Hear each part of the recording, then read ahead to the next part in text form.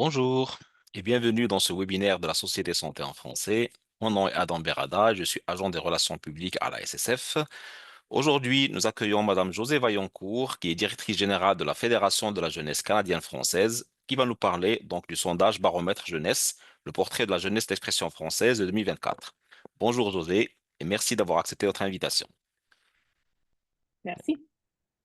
Alors, nous ferons plus ample connaissance avec notre invité dans quelques instants, mais auparavant, si vous me permettez, je vais vous présenter notre organisme et donc ce qu'on fait et la raison d'être de ces webinaires. Donc, la Société Santé en français est un regroupement national dynamique qui a pour objectif de promouvoir le développement de la santé en français pour les communautés francophones et acadiennes vivant en situation minoritaire au Canada. La société est le point de rencontre de 16 réseaux régionaux, provinciaux et territoriaux qui œuvrent à la concertation des partenaires intéressés à améliorer l'accès à des services de santé en français, et ce dans toutes les provinces et territoires où le français n'est pas la langue de la majorité de la population. Avant d'aller plus loin, la Société Santé en français tient à reconnaître que ses bureaux à Ottawa sont situés sur le territoire traditionnel non cédé du peuple Anishinaabe-Algonquin, présent en ces lieux depuis des temps immémoriaux.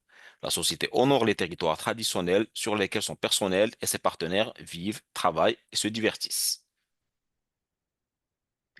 Donc, notre objectif en offrant ce webinaire est d'offrir un meilleur accès aux nouvelles connaissances, de faciliter la prise de décision éclairée par les données probantes, ainsi que de favoriser les interactions entre producteurs et utilisateurs de connaissances.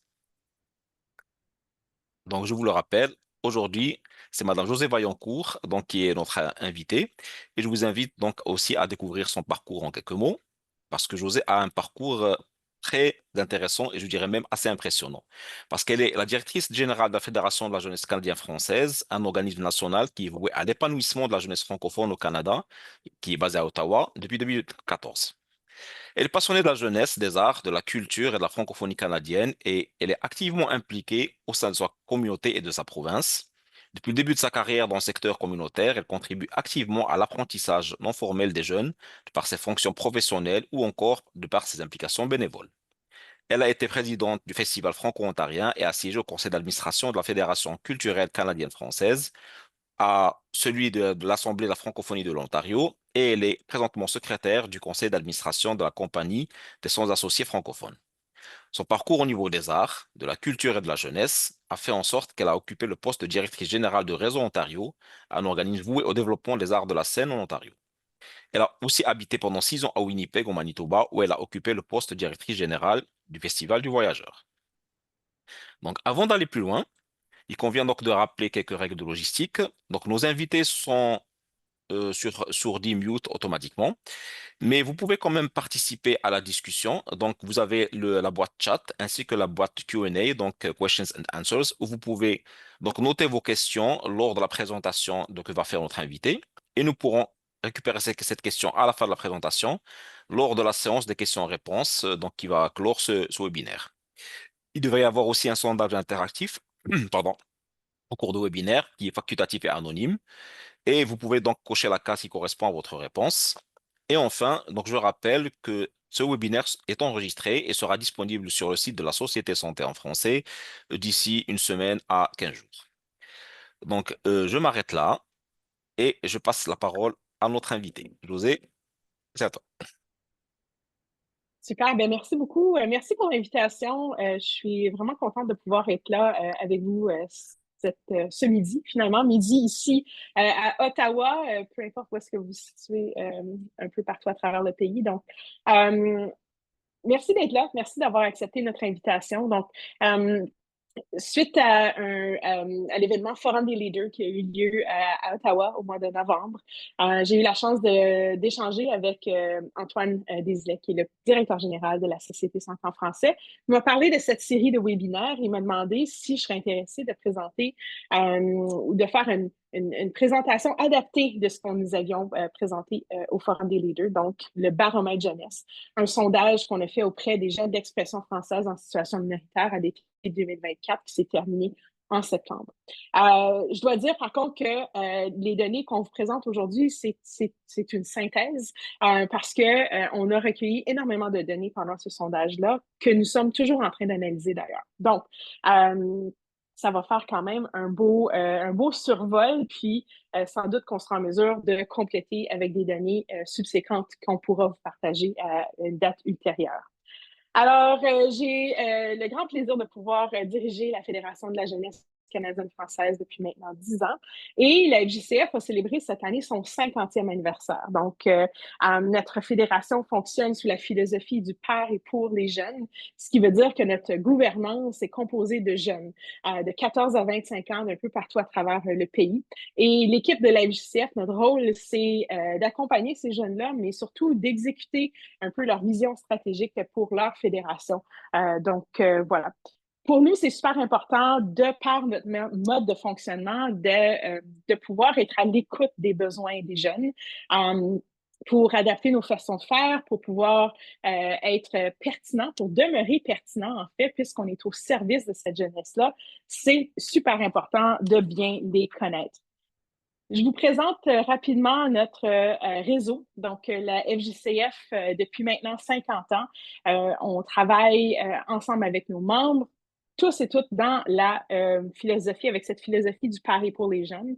Donc, nous avons 12 organismes membres dans les provinces et territoires, à l'exception du Québec. On vous invite certainement à visiter le site web de la FJCF pour entrer en contact avec ces organismes-là.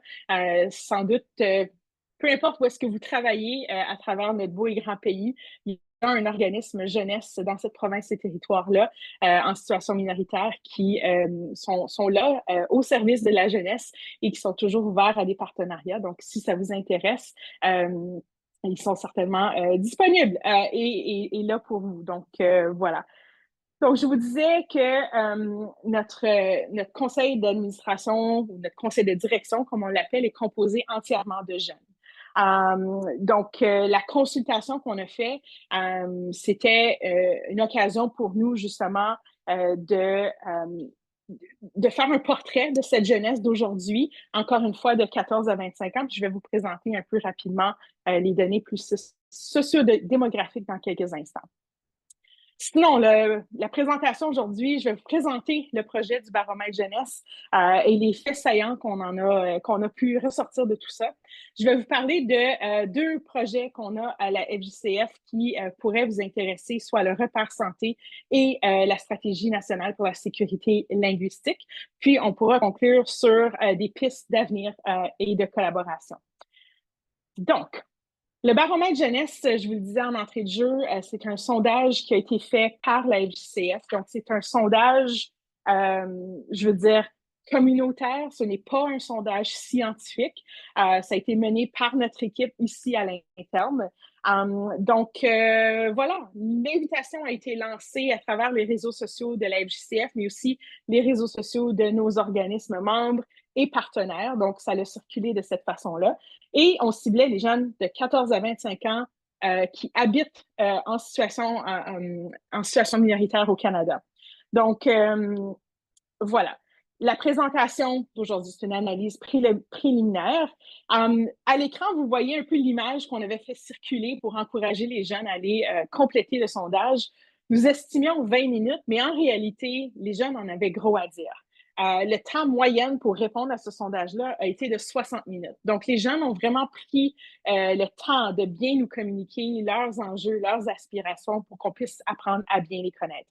Les objectifs que nous avions pour ce projet-là, c'était de prioriser les préoccupations actuelles de nos jeunes, de revitaliser aussi les priorités, nos priorités comme fédération pour un positionnement politique éventuel. On sait qu'une élection fédérale nous attend dans les prochains mois, au cours de l'année, c'est certain. Et donc, on voulait aller tester des idées pour savoir quelles sont les priorités que les jeunes aimeraient mettre de l'avant en vue d'une prochaine élection fédérale et de répondre activement aux besoins des jeunes de par notre programmation, de par la programmation de nos organismes jeunesse sur le terrain. Donc, voilà. Pour nous, c'est super important de demeurer pertinent. Puis la façon qu'on est capable de demeurer pertinent, c'est de bien connaître notre clientèle, notre public cible, nos jeunes, ultimement. Donc, voilà. Rentrons un peu dans les données. On a eu 281 réponses et on on croyait important de poser la question si les répondants et répondantes connaissaient la FJCF ou pas. Donc, 25% des répondants nous ont dit qu'ils ne connaissaient pas du tout la FJCF et 41% connaissaient seulement un peu la FJCF. Donc, c'est super important pour nous ici de démontrer que ce n'est pas juste les jeunes qui sont engagés dans notre réseau qui ont pris le temps de répondre à ce questionnaire-là. On a été en mesure d'aller chercher l'opinion et les perspectives de jeunes qui ne sont pas habituellement connectés dans notre réseau. Mais il faut quand même dire que on n'a peut-être pas été en mesure de, puisque c'est pas un sondage scientifique, on n'a peut-être pas été en mesure de rejoindre toutes les sphères qu'on aurait pu vouloir rejoindre, c'est-à-dire que pour savoir qu'il y avait un sondage, nos jeunes devaient être connectés sur les réseaux sociaux. Donc, on n'a peut-être pas eu un portrait aussi large qu'on aurait pu ou voulu avoir, mais c'est quand même un échantillon ultra intéressant de jeunes qui habitent dans nos communautés. Alors, parlons un peu des données. Donc, vous voyez ici que l'âge des répondants se retrouve entre 14 et 25 ans. Nous sommes très contents de cette répartition qui fait en sorte qu'il y a quand même un bel équilibre, si on veut, des différentes tranches d'âge qu'on a pu recevoir. Puis aussi, vous avez à l'écran la résidence des répondants et répondantes, qui est très similaire un peu à la répartition géographique des francophones à travers le pays. L'Ontario et le Nouveau-Brunswick étant en tête. Je pense que c'est strictement une question de réalité au niveau du poids démographique de ces deux communautés où est-ce qu'il y a plus de gens et donc plus de potentiel de réponse. Mais encore une fois, toutes les provinces et territoires qu'on a voulu sonder ont répondu à l'appel. Donc, toutes les provinces et territoires sont bien représentés dans ce sondage. J'enchaîne. Et voilà. D'où viennent ces jeunes? Alors, on a posé la question par rapport à est-ce que le répondant ou les répondantes habitent dans une région rurale ou encore dans un contexte urbain. Alors, évidemment, toutes nos questions, il y avait cette option de non-réponse, donc c'est-à-dire que les gens pouvaient choisir de ne pas répondre à des questions. Donc, selon les résultats, 32% de nos jeunes proviennent des jeunes qui ont répondu au sondage, bien évidemment. 32% des jeunes proviennent d'une région rurale et 64% d'une région urbaine. Ensuite, on a posé la question, quelle est la première langue apprise et que je parle toujours? Donc, majoritairement, 51% des jeunes ont dit que c'était le français. 31% nous ont communiqué le fait qu'ils avaient appris le français et l'anglais sensiblement en même temps. 12% l'anglais et quand même un 6% autre. Donc que leur langue maternelle n'est pas le français ni l'anglais.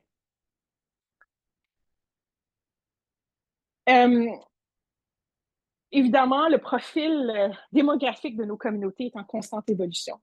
La réalité est que avec nos outils de politique publique qui sont présentement en place, on pense entre autres à la politique en matière d'immigration francophone, le nombre de jeunes d'expression française qui ne sont pas nés au Canada évolue. Donc, 17% des répondants et répondantes nous ont communiqué le fait qu'ils sont nés à l'extérieur du Canada. Donc, dans le nuage de mots que vous avez à la droite de votre écran, c'est le fameux nuage de mots. Là. Donc, on demande aux gens où est-ce que vous êtes nés et les noms de pays qui sont plus gros, c'est un taux de réponse qui a été plus élevé. Alors, vous voyez ici, outre la France et les pays d'Afrique, qu'on peut certainement imaginer, on voit aussi qu'il y a des jeunes qui sont nés sur divers continents, l'Asie, le Moyen-Orient, l'Amérique du Sud. Donc, c'est très varié. Puis, on est allé une coche plus loin. On a voulu savoir où est né le jeune lui-même, mais où sont nés ses parents. Donc, là, on voit une plus grande diversité ici. Alors, 29% des répondants nous ont dit qu'ils ont au moins un parent, sinon les deux qui sont nés à l'extérieur du pays. Dans le nuage de mots ici, vous voyez, 61 jeunes ont répondu en inscrivant les pays de naissance de leurs parents. Donc ici, on voit une plus grande diversité, certainement. Ces jeunes, évidemment, vivent dans un contexte multiculturel de par leur contexte familial. Et donc, quand on veut savoir qui sont les jeunes d'expression française qui habitent présentement au Canada, il faut garder en tête que beaucoup de ces jeunes-là ont un parcours culturel très varié. Donc, les provenances géographiques sont encore plus variées quand on regarde le profil des parents que les jeunes eux-mêmes. Alors, quand même très intéressant ici. Voilà, donc on parle ici, c'est ça, 29% qu'il y a au moins un parent qui est né à l'extérieur du pays. On a aussi posé des questions pour un peu déterminer le profil des répondants et répondantes. Donc, ici, vous voyez à l'écran le pourcentage des personnes répondantes dont le profil correspond à certains critères spécifiques. Donc, 11% de nos répondantes nous ont dit qu'ils sont autochtones, 17 qui sont nés à l'extérieur du Canada. On a vu cette statistique dans deux diapos précédentes. 12% qui nous disent qu'ils vivent en situation d'handicap en lien avec la santé mentale, 8% en situation d'handicap physique et 8% en situation d'handicap cognitif. Donc, pour ceux et celles qui se retrouvent dans le réseau de la santé, ces statistiques-là sont intéressantes. C'est-à-dire que de plus en plus, nos jeunes nous confient leurs défis en matière de santé et que les besoins en santé sont énormes pour nos jeunes, tant au niveau de la santé mentale que pour la santé physique. Donc, c'est vraiment juste la santé en général, comme vous pouvez voir à l'écran, plusieurs jeunes sont affectés par ça. Une des choses qu'on parle beaucoup à la Fédération de la jeunesse canadienne-française, c'est l'intersectionnalité. Je vous présente à l'écran des données. Donc, on a posé la question aux jeunes à savoir quels sont les marqueurs qui te définissent le plus comme personne. Ils pouvaient répondre jusqu'à un maximum de 5 choix de réponse. Donc, qu'est-ce que l'intersectionnalité? Donc, ça peut se définir de la façon suivante. Donc, c'est l'interaction complexe de multiples dimensions de son identité, telles que la race, l'identité et l'expression de genre, l'orientation sexuelle, l'origine ethnique, l'âge, l'handicap ou bien d'autres. Alors, nos jeunes qui ont répondu au sondage pouvaient en identifier jusqu'à 5 et sans surprise, puisque c'est un sondage qui s'adressait à des jeunes qui vivent en situation linguistique minoritaire, la langue parlée est l'aspect le plus souvent mentionné comme étant un marqueur d'identité, avec la culture et l'âge, puis ensuite la nationalité et le genre qui s'en suivent. Donc, c'est donc faux de dire que nos jeunes se disent simplement francophones. L'identité, c'est une question ultra complexe et nos jeunes nous disent que ils sont plus que juste une chose. Ils sont plus que juste francophones. Ils sont aussi intéressés par plein d'enjeux. Et donc, l'intersectionnalité est un terme qui gravite beaucoup au sein de notre réseau et c'est super important pour nous à la HCF de permettre aux jeunes d'explorer les différentes facettes de leur identité. Et donc, à l'écran, vous voyez les différents marqueurs que les jeunes utilisent pour s'il faut mettre un mot à leur identité, ce sont des mots ici ou des expressions qui sont utilisées pour définir leur identité individuelle. Et les identités de nos jeunes varient énormément, peu importe de ton contexte socioculturel, sociopolitique, démographique, peu importe, ou même dans les différentes régions à travers le pays. Donc, vous allez me demander la question, ben, comment on fait pour savoir? Ben, il faut poser la question à ces jeunes-là. Et c'est de permettre à ces jeunes-là de vivre toutes ces facettes de leur identité. J'enchaîne. Cette donnée ici n'a pas du tout rapport à la santé, mais la question qu'on nous pose le plus souvent à la Fédération de la jeunesse canadienne-française, c'est comment je fais pour rejoindre les jeunes? Pas du tout évident. Mais on a posé la question aux jeunes eux-mêmes. Souvent, quand on veut savoir ce qui se passe au niveau des jeunes, on n'a pas toujours le réflexe d'aller poser la question aux jeunes eux-mêmes. Donc, c'est ce qu'on a fait ici. Quelles sont les plateformes sociales que tu utilises le plus? Euh, Sans surprise, du moins pour nous, la plateforme Instagram est la plus utilisée. Ensuite, c'est la plateforme Snapchat, TikTok, YouTube et pour compléter le top 5, Facebook.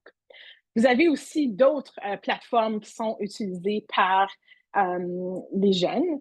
Euh, mais je dois faire une petite mise en garde. Bien que ce sondage-là ait été fait à l'été 2024, il y a d'autres plateformes qui voient le jour régulièrement. On a vu apparaître récemment la plateforme Blue Sky, voir si Blue Sky, quand on va répéter ce sondage-là, voir si Blue Sky va faire partie de la liste des plateformes sociales. Donc, voilà. Les jeunes changent, les intérêts des jeunes changent, ça évolue. Donc, pour nous, ça va être important de poursuivre ce sondage-là pour vraiment mesurer les tendances. Mais une chose que les jeunes nous disent beaucoup aussi, c'est que si on veut rejoindre les jeunes, il ne faut pas strictement se fier aux réseaux sociaux. Les jeunes, oui, ils sont branchés sur les écrans, mais à un moment donné, les écrans, ça devient trop. On ne peut pas du tout nier l'importance du présentiel, de faire ces connexions-là en vrai avec les jeunes, d'être devant eux, d'échanger avec eux. Donc, voilà.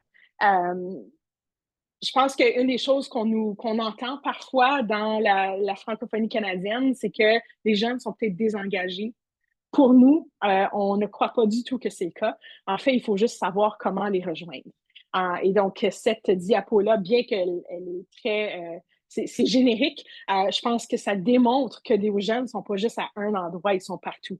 Donc, il faut juste savoir adapter nos messages, mais aussi adapter nos outils, nos projets, nos initiatives, parce que si c'est les jeunes qu'on cherche réellement à desservir, ben, il faut trouver des initiatives qu'on est capable de co-créer avec eux pour que ça soit d'autant plus pertinent pour ces personnes-là. Donc, je vous parlais tantôt du positionnement politique. Un des rôles de la FJCF, c'est d'être la voix de cette jeunesse d'expression française en situation minoritaire auprès de l'appareil gouvernemental fédéral. Et donc, pour nous, c'était important de poser la question, qu'est-ce que les jeunes considèrent comme étant des enjeux prioritaires? Donc, qu'est-ce qui devrait être d'avant-plan lors d'une prochaine campagne électorale? Puis, de façon surprenante, puis peut-être dans le contexte actuel, c'est peut-être pas aussi surprenant qu'on peut le penser. L'augmentation du coût de la vie c'est incontestable. C'est un enjeu partagé par la jeunesse d'expression française qui dit qu'il faut que ça soit, c'est au top de la liste, excusez-moi l'expression. Donc, une action qui est prioritaire, c'est d'investir dans des programmes pour accroître l'abordabilité de la vie, du coût de la vie. On parle entre autres de l'abordabilité pour les coûts du logement, l'accès à la propriété, tout ça est très préoccupant pour nos jeunes. Si on avait posé la même question il y a 10 ans, je suis certaine, parce que j'étais là, je suis certaine que c'était pas le coût de la vie qui était l'enjeu prioritaire pour nos jeunes. On aurait peut-être pensé que l'action climatique était plus importante. Sans dire que l'action climatique n'est pas importante, mais compte tenu du contexte social et économique actuel, le coût de la vie termine au premier rang.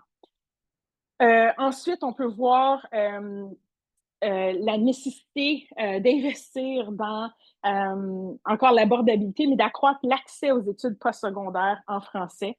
On pense entre autres ici à la bonification de programmes en français à l'extérieur du Québec, l'accès au logement pour les étudiants et étudiantes, parce qu'on sait très bien que nos jeunes qui sont dans nos communautés francophones n'ont pas tous et toutes accès à des infrastructures ou à des institutions postsecondaires en français. Souvent, si on veut faire le choix de poursuivre nos études postsecondaires en français, ça se fait à coût additionnel parce qu'il faut déménager, il faut aller s'installer dans une autre communauté et ça vient avec des coûts supplémentaires. Donc, c'est pas juste une question de choisir la langue pour faire ses études, c'est aussi une question de est-ce que je peux me le permettre? Est-ce que ma famille peut se permettre pour moi d'aller étudier en français ou est-ce qu'un choix plus de proximité doit être fait pour des raisons économiques? Alors, très intéressant ici. Encore celui-là, moins une surprise, mais doit certainement, on doit certainement réfléchir à cela comme communauté. Au troisième rang, puis celui-ci va vous intéresser pour les personnes qui sont sur ce webinaire dans le milieu de la santé. Les soins en santé mentale arrivent au troisième rang. Donc, la prochaine diapo va vous donner peut-être on va condenser ces données-là. Mais vous voyez ici d'autres facteurs qui affectent la réalité de nos jeunes ces jours-ci. Le besoin de bourse d'études, un lien très intime ici avec le deuxième facteur qui est l'accès au postsecondaire en français. L'employabilité jeunesse, la réduction de la discrimination, l'action climatique, la survie des médias francophones, et vous avez la liste là, qui en découle. On a tenté de condenser ou de voir s'il y avait des similitudes dans ces enjeux-là. Donc, on est présentement en train de travailler avec la firme Sociopol pour analyser les données et un tableau prioritaire qui est ressorti de cette analyse-là. Donc, ce que vous voyez à l'écran, c'est les 5 actions qui apparaissent comme étant prioritaires dans la réalité de nos jeunes. Puis c'est le pourcentage des répondants et répondantes qui ont identifié ces actions-là comme étant très ou plutôt importantes. Au numéro 1, 91% des jeunes nous disent qu'investir dans des programmes pour accroître l'abordabilité de la vie pour les jeunes, c'est ce qui arrive au premier rang. Au deuxième rang, c'est l'accès aux soins en santé mentale pour les jeunes, donc 89% ici. Ce qui est vraiment intéressant ici, c'est que au niveau des études, on nous pose souvent la question de dire qu'est-ce qui encouragerait un jeune de poursuivre ses études en français. C'est certain que créer des bourses d'études, surtout dans le cas du secteur de la santé, tous les programmes en santé pourraient bénéficier d'offrir, puis je sais que c'est déjà le cas, mais de pouvoir bonifier l'offre de bourses pour inciter nos jeunes à poursuivre leurs études postsecondaires en français dans le domaine de la santé. Parce que clairement, les besoins en santé ne vont pas en diminuant, enfin, ça va en augmentant. Donc, voilà. Justement, ça vient au troisième point ici. Donc, offrir des bourses pour encourager les études postsecondaires en français. 88% de nos jeunes ont parlé de bourses. Ensuite, au quatrième rang, ex aequo, donc l'accès aux études postsecondaires en français. Et aussi, 84% de nos jeunes parlent d'investir dans des programmes pour réduire la discrimination dans tous les contextes. Donc, les droits humains sont très préoccupants. C'est une préoccupation majeure pour nos jeunes et on le voit ici qui complète un peu le regroupement, si on veut, des différents enjeux qui ont été identifiés par les jeunes dans le cadre de ce sondage. Alors, on a aussi posé une question qui va sans doute intéresser le réseau de la Société Santé en français. Les répondants et la santé en français. Donc, on a posé une question par rapport à l'accès aux services de santé en français selon le milieu rural ou urbain. Donc, on a posé 264 des 281 jeunes ont répondu à cette question-là. Donc, une personne sur 3 dans une région rurale ne savent pas, soit que les soins de santé en français ne sont pas disponibles ou ils ne savent pas où aller obtenir des soins de service en français dans leur communauté. Donc, une personne sur 3 au rural disent qu'il n'y en a pas ou qu'ils ne savent pas où aller pour obtenir des soins de santé en français. Cette donnée-là peut peut-être frustrer certaines personnes, puis parce qu'il y a sans doute plein de programmes qui existent, puis qu'il y a sans doute énormément d'efforts qui sont déployés pour permettre aux jeunes d'avoir accès à ces services-là. En réalité, c'est que parfois, nos moyens de communiquer cette information-là n'est pas toujours évidente ou ça se retrouve peut-être pas tout le temps sur le réseau, sur le terrain plutôt, ou ça ne rejoint peut-être pas les personnes qu'on cherche à rejoindre. Donc, c'est un peu pour ça que nous avons démontré un peu la diapo tantôt de où sont les jeunes, spécifiquement sur les réseaux sociaux, mais il faut savoir comment adapter nos stratégies de communication pour rejoindre ces jeunes-là. Mais il faut se le dire aussi que dans certaines communautés rurales, il n'y en a juste pas de service de santé en français. Et donc, nos jeunes nous l'ont dit. Donc, 31%, fait qu'une personne sur trois, c'est énorme.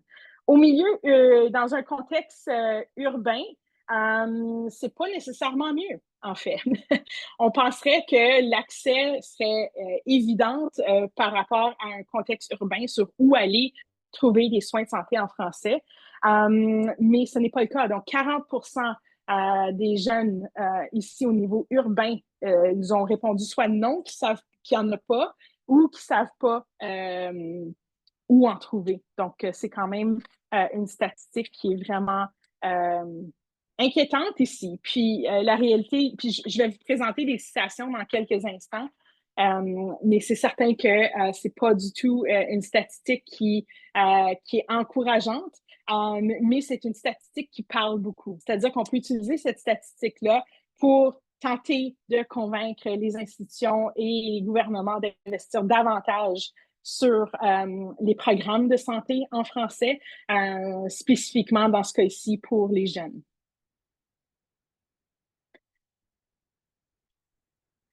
Quand on parle de découvrabilité, de savoir où aller chercher des soins de santé, particulièrement ici pour le bien-être et la santé mentale, la FJCF a créé une ressource sur son site web, puis j'ai vu que ça a été partagé dans le chat.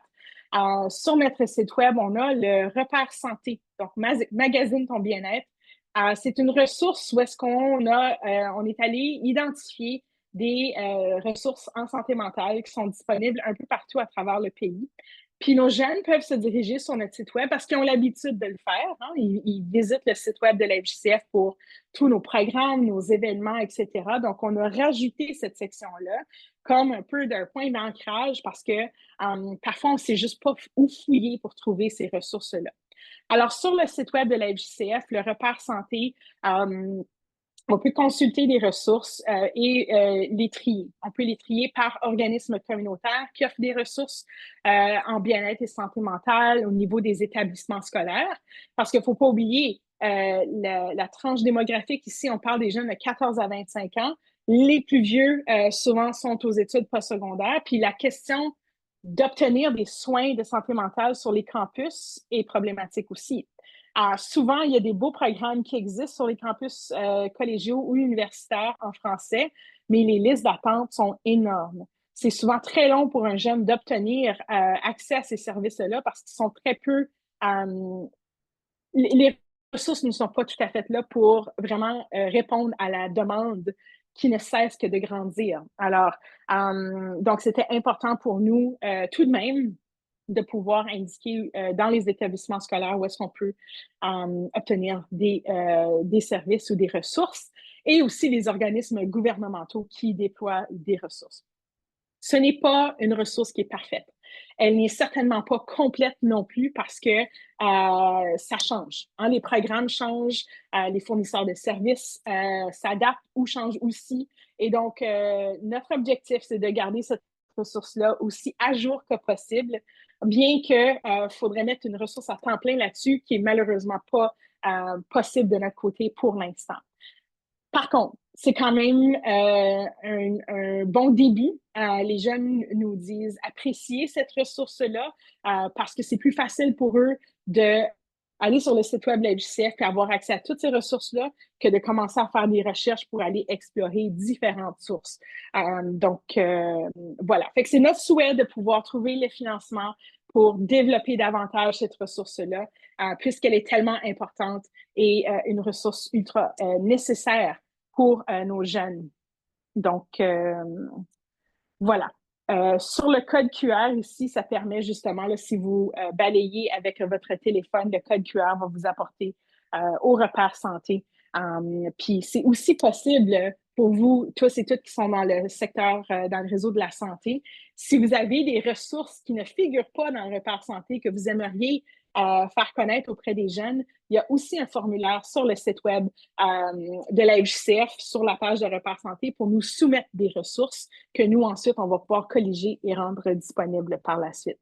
Donc, n'hésitez pas de nous partager vos belles ressources que vous avez dans vos milieux respectifs. Ça va nous faire plaisir de les ajouter sur le Repère Santé.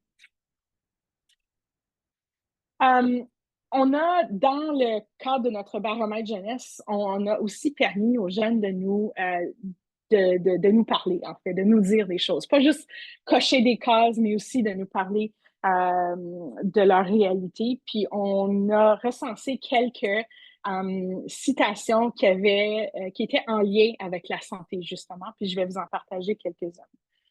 On aime toujours donner la parole aux jeunes, puis c'est l'idée de ce sondage ici. Bien que c'est moi qui évoque un peu ce qu'ils nous ont dit, ces jeunes-là, permettez-moi de lire quelques citations qui viennent directement des jeunes eux-mêmes. Alors, un jeune ici de 16 ans de la Colombie-Britannique qui nous dit que dans sa communauté, il n'y a pas de lieu centralisé pour des soins en français. Il existe quelques ressources, mais qu'il est difficile de trouver un spécialiste qui parle français en Colombie-Britannique. Une personne ici de 24 ans de l'île du Prince-Édouard. Souvent, le personnel parle un petit peu français, mais pas assez pour que la visite se déroule dans cette langue. C'est dommage, mais ça me rend heureuse de voir des adultes qui n'ont pas parlé français depuis leur secondaire essayer de faire de leur mieux pour m'aider. J'en suis reconnaissante. L'effort ici compte énormément parce qu'on sait que ce n'est pas toujours possible dans nos réalités actuelles d'offrir du service en français, mais quand l'effort est là, d'au moins parler le français, c'est reconnu, du moins pour cette personne de 24 ans de l'île du Prince-Édouard. Une personne ici de 22 ans de la Colombie-Britannique. Nous avons le problème de ce qu'on appelle des travel doctors. Ils ne restent pas longtemps, ils ne connaissent ni la communauté, ni les langues parlées. Ils ne sont pas francophones ou autochtones et cela fait que recevoir des services est très dur.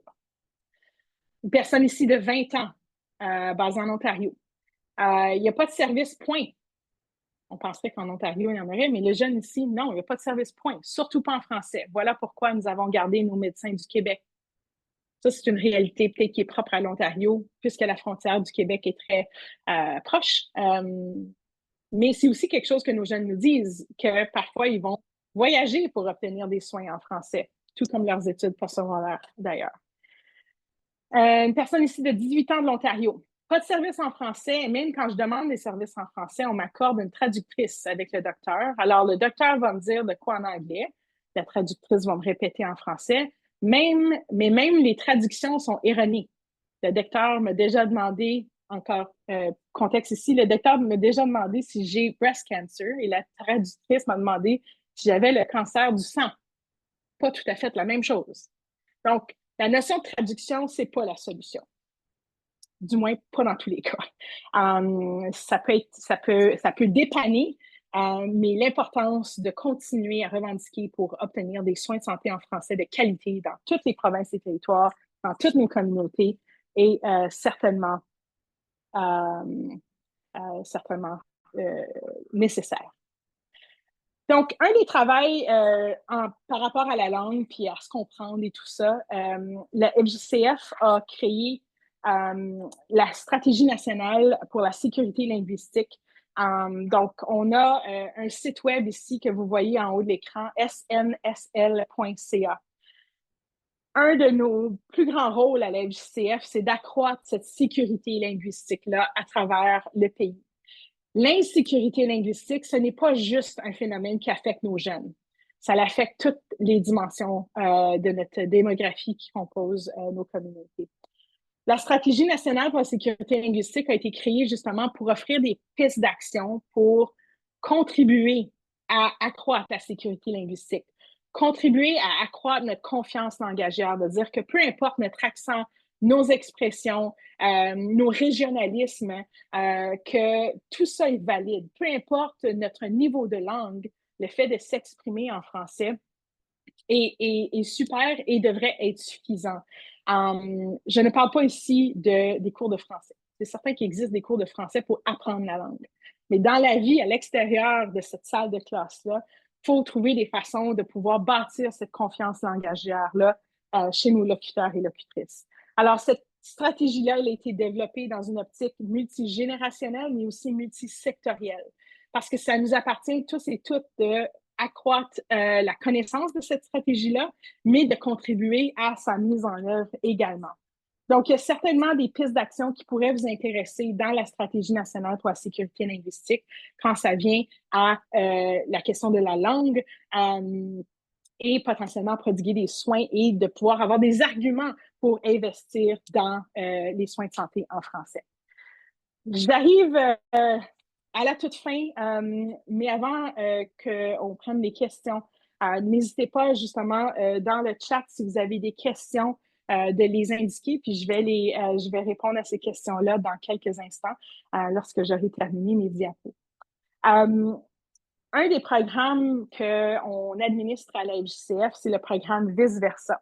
C'est un programme d'école communautaire citoyenne donc qui vise à favoriser des projets en français entre les organismes communautaires, les écoles et les élèves. Et les projets vont au-delà de la question de la langue. Bien que c'est pour des écoles francophones en situation minoritaire, on a des projets dans toutes sortes de thématiques. Puis depuis les 6 ans d'existence du programme Vice Versa, la thématique de la santé mentale est une des plus populaires. Puis on a mené beaucoup de projets qui ont eu énormément de succès. Donc vous voyez à l'écran des images des ateliers de yoga et de bien-être pour les élèves qui sont jeunes, là, ils sont d'âge presque scolaire, puis aussi des activités ou des ateliers sur la santé plus physique de la chose. Donc, la santé est sans aucun doute un dossier extrêmement prioritaire et les organismes communautaires et les écoles choisissent d'utiliser leurs micro-subventions pour pouvoir adresser ou faire des activités avec les jeunes en ce sens-là. Donc, voilà. Si ça vous intéresse, si vous êtes un organisme communautaire, pour l'année scolaire en cours, le programme est maintenant clos, mais dès l'automne prochain, le programme Vice Versa sera réouvert. Et si ça vous intéresse, c'est les organismes communautaires qui doivent faire demande. Donc, vous pouvez consulter le site web vice-versa.ca pour obtenir les différents critères d'admissibilité pour ce programme-là. Peut-être que vous êtes admissible et que vous seriez intéressé de travailler avec les écoles et les élèves pour identifier des activités en santé qui pourraient être d'intérêt. Alors voilà. Donc, qu'est-ce qu'on fait avec toute cette information-là? L'important, c'est de rester à l'écoute des jeunes et de les impliquer davantage. Le pari pour les jeunes, c'est un modèle qui a fait ses preuves. Ça fait 50 ans que ce modèle-là existe pour la FJCF. Et même quelques années avant ça, on avait des organismes membres qui existaient déjà. Donc, c'est certainement de créer un engagement. Comment engager les jeunes, c'est de les impliquer à la table, de les écouter et de réellement les écouter pour vraiment comprendre un peu leur perspective pour que nous, on puisse ensuite adapter nos façons de faire pour être en mesure de rejoindre ces jeunes-là. On a besoin de travailler ensemble, c'est clair, pour créer des projets qui mettent les jeunes au cœur de ces projets-là et certainement développer notre ouverture d'esprit. Comme je l'ai dit tantôt, la jeunesse évolue. Les jeunes ne restent pas jeunes longtemps. Puis il y a des nouveaux jeunes qui viennent après ça. La francophonie, nos communautés changent. Et donc, c'est à nous d'être à l'écoute pour s'adapter, pour pouvoir faire une place à cette jeunesse-là. Parce que non seulement qu'ils sont une partie incroyablement importante de nos communautés d'aujourd'hui, c'est aussi ces jeunes-là qui vont faire partie de nos communautés et assurer le dynamisme et aussi la pérennité de nos communautés francophones en situation minoritaire à long terme. Alors voilà, vous avez mon courriel ici si vous avez des questions. On a quelques minutes encore. On avait prévu quelques minutes là, pour pouvoir répondre à des questions. Donc, voilà, c'est ce qui fait le tour de ma présentation. Puis je vais laisser le modérateur filtrer les questions s'il y en a. Merci infiniment, José, pour cette présentation très intéressante et aussi pour l'angle service de santé en français qui est très instructif. Je ne doute pas que nos participants, d'ailleurs on voit les applaudissements là qui sont en train de surgir. Je pense que le contenu était plus qu'intéressant. Alors donc en attendant qu'il y ait des questions, nous avons déjà une qui a été posée par Madame Saveria Caruso. Euh, donc merci déjà d'avoir organisé cette présentation sur la synthèse des enjeux, défis et aspirations des jeunes en situation minoritaire. Je pense que là, on a plus des requêtes plutôt que des questions. Donc déjà, la première, serait-il possible de recevoir le document synthèse une fois publié? Donc, tout à Oui, fait. absolument. Quand ça sera prêt et qu'on aura la version finale du document, on va faire une sortie pour le publier justement. Puis clairement, la Société Centrale en français obtiendra une copie de ce rapport-là. Puis vous avez certainement ma permission et la permission de la VJCF de le circuler aux gens qui se sont inscrits à ce webinaire aujourd'hui. Excellent, merci beaucoup.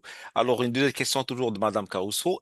Est-ce que quelqu'un de votre organisme pourrait présenter votre profession à une foire de carrière dans une école secondaire du sud de l'Ontario?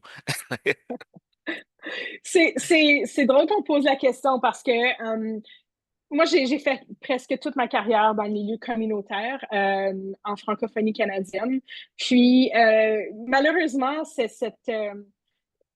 le travail communautaire ou de développement communautaire n'est pas toujours dans le top 5, mettons, de carrière convoitée, parce qu'on ne sait souvent pas qu'est-ce que ça implique, un travail ou un boulot dans un organisme communautaire. Écoutez, il y a plein d'organismes, entre autres en Ontario, notre organisme membre, la Fédération de la jeunesse franco-ontarienne, la FESFO, qui travaille beaucoup plus sur le terrain avec des jeunes qui pourraient être intéressants pour ce genre de présentation.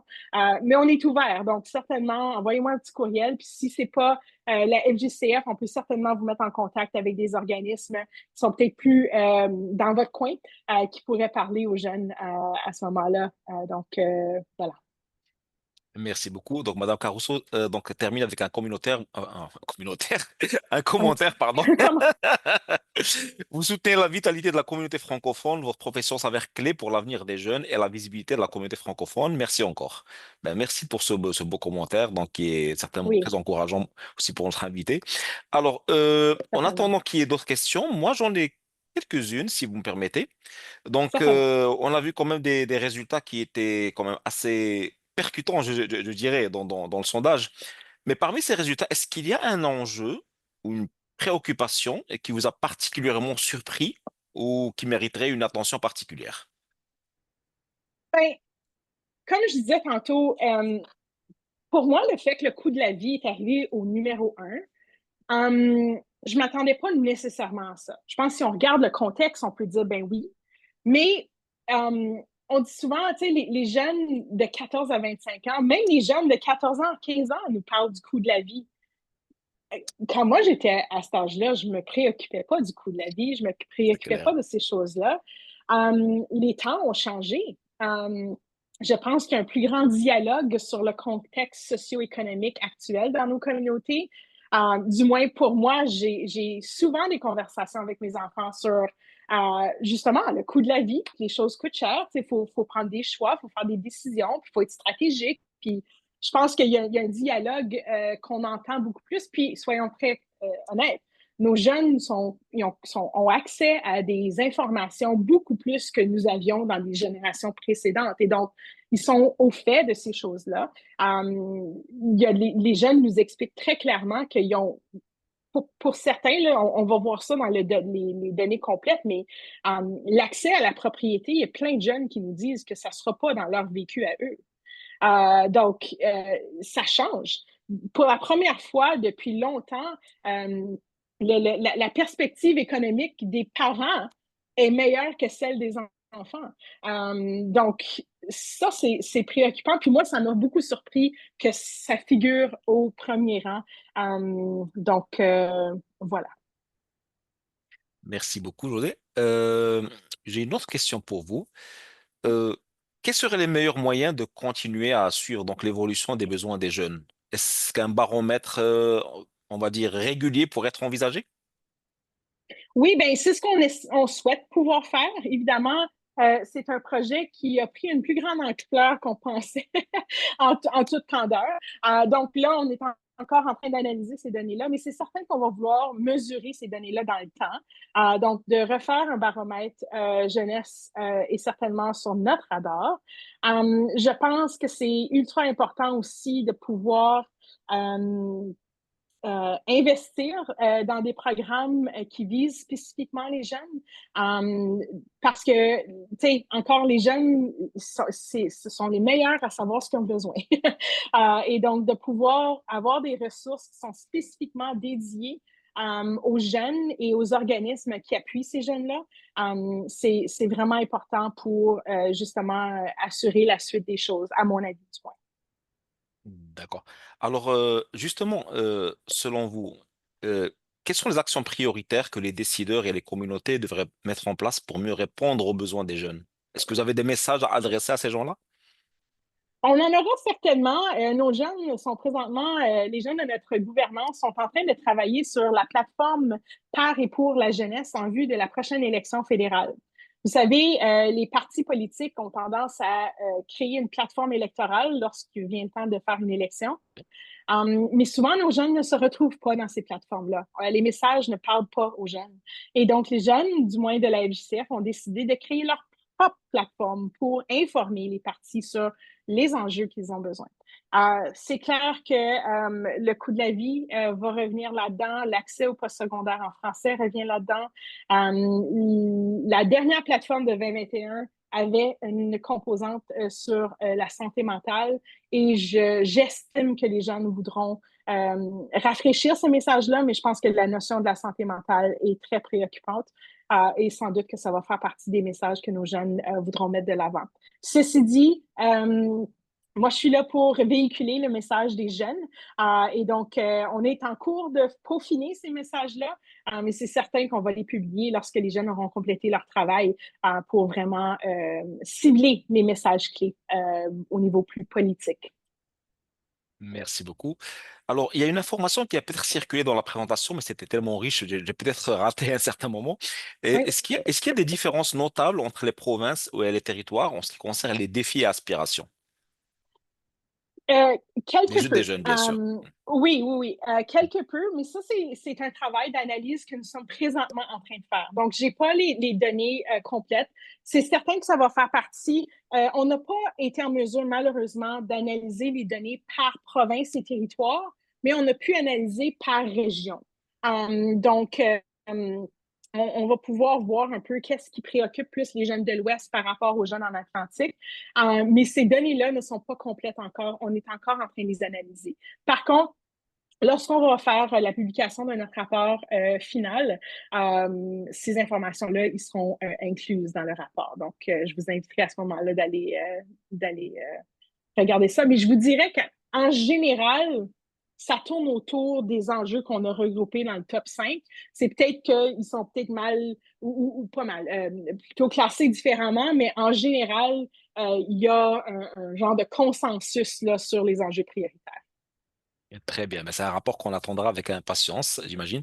Madame Caruso est de retour pour une autre question. Donc, pour bâtir la confiance linguistique dans une option multigénérationnelle, est-ce que les jeunes ont parlé de l'importance des projets intergénérationnels?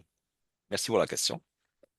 Euh, je, je peux pas, je me souviens pas exactement dans le baromètre jeunesse si on a posé des questions spécifiques à des projets intergénérationnels, mais je peux vous dire que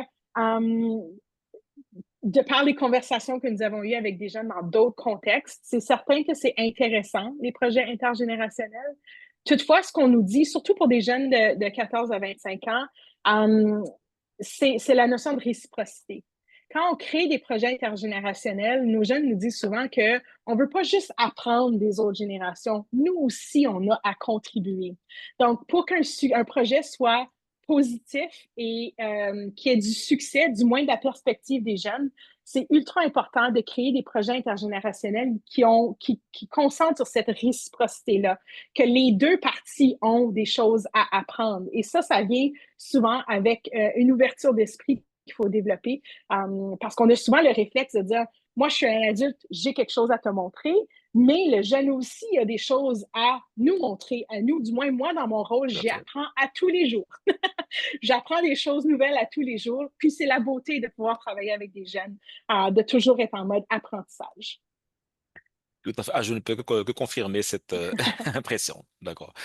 Est-ce qu'on a d'autres questions? Non, bah, apparemment, donc tout était clair. Ben, écoutez, donc nous arrivons donc à la fin de ce webinaire. Donc, j'en profite pour remercier à nouveau Madame José Vaillancourt pour sa présentation et sa présence parmi nous aujourd'hui. Ce webinaire donc sera disponible pour être visionné sur le site de la Société de temps français dans une semaine à 15 jours à peu près. Et donc, la présentation donc, qui est accompagnée donc, le webinaire sera également disponible pour téléchargement. Merci encore à notre invité. Et donc, je vous dis au revoir et à bientôt pour un autre webinaire. Merci tout le monde. Merci beaucoup.